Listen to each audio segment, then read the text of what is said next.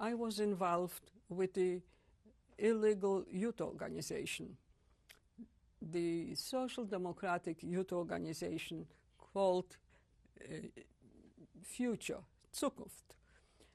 And we used to come together, illegal groups, having all kinds of lectures, listening to even to music sometimes, having a seminar. But these were small groups, reading illegal literature. And this was, in a way, a little bit of an involvement, which my mother, although she was not too much anxious for us to do this kind of work, knowing that if it will be found out, then death. It was no school at that time in the ghetto. And we, the young people, started to be involved in teaching the children.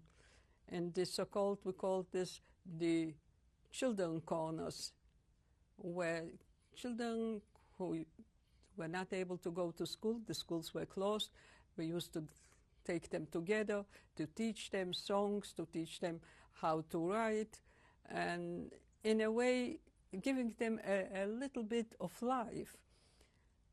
And in the houses there were created house committees to help the starvation which started in the ghetto. In the ghetto, in the Warsaw Ghetto itself, over 2,000 house committees were created by the Jews themselves, the so-called self-help. An illegal Jewish cultural organization was created, and we, the young people, started to have seminars, I recall, that and later assigned to places to go after the curfew and to have lectures for the people of the houses, which were closed up.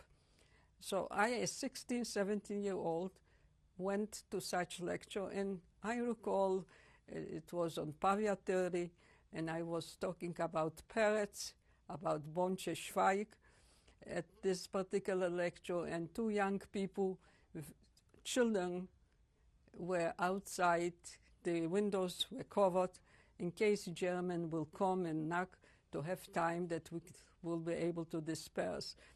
And I slept over at that time in one of the apartments of the people.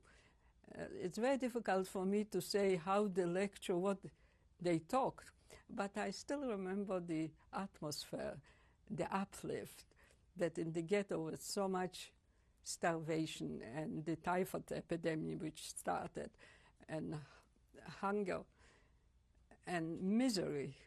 We were talking about literature.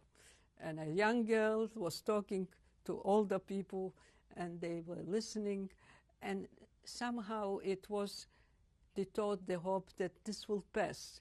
It is a time that will not remain forever. And this kind of hope was constantly in the life of the ghetto.